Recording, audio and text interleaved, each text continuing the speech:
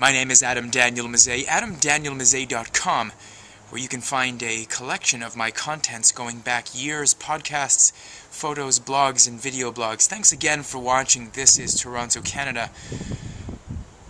Social science experiment, day number 3, and I said that this week is going to be a litany of different kinds of experiments. So try this on for size.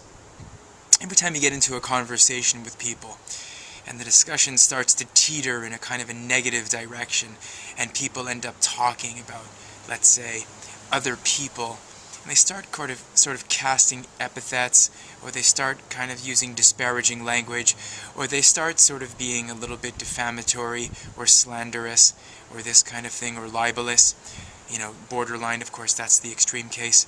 Just step back and kind of say something like, well, I don't really know that person, so it wouldn't really be appropriate of me to actually say anything.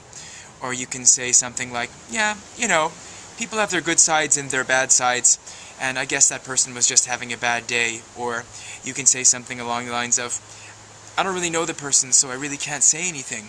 And get into the habit of being that kind of individual, as opposed to joining the fray and kind of upping the ante and just raising the crescendo of all the negative commentary that's swirling about a particular person, family, or an incident.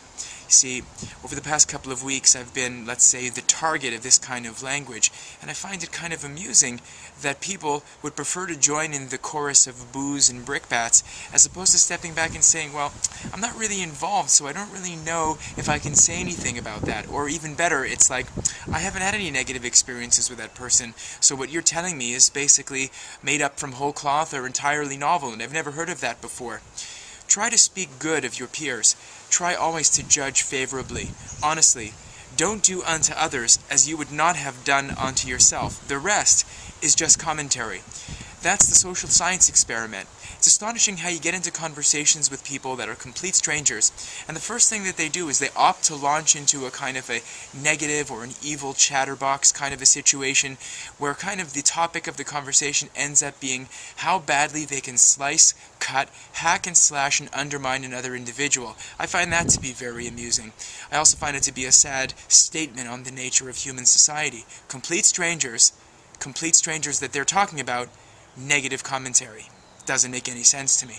Another thing is, it's amazing how people will basically divulge the most intimate details of their lives to you, to a complete stranger. Yes, I realize it's always easier to tell these kind of things to a complete stranger, but even so, it's also partially defamatory.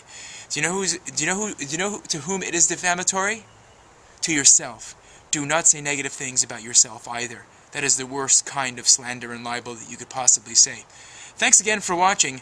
Join us tomorrow for Social Science Experiment number 4. Wishing you, from north of the 49th parallel, some of the best people this planet has to offer, the very best of things.